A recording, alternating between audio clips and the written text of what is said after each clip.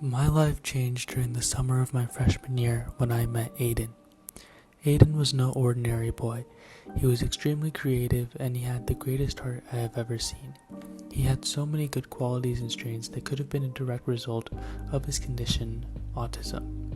The time I spent with him enabled me to truly learn what it means to treat others equitably, which has consistently led me to believe that if we treat each other equitably, we will no longer have systemic inequality.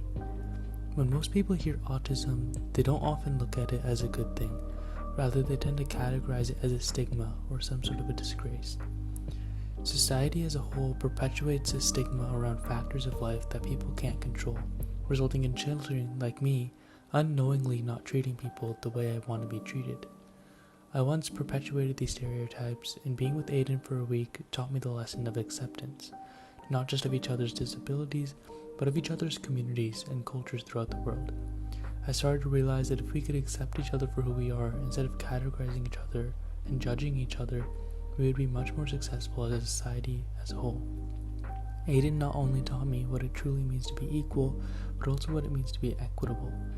He showed me that we all have different needs, and that instead of giving everyone the same resources, we should be distributing resources so that we all get exactly what we need. Aiden motivated me not just to change my own actions, but to perpetuate change in society so that we are all equitable to each other.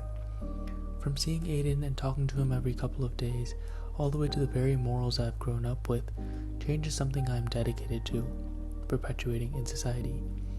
Every night before the age of 11, my mother used to read to me before I went to sleep.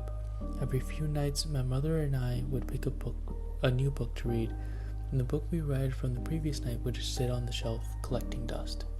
However, there's one book that never seemed to get piled on with dust, my favorite book, The Conference of the Birds, by ancient Islamic author Attar of Nashpur.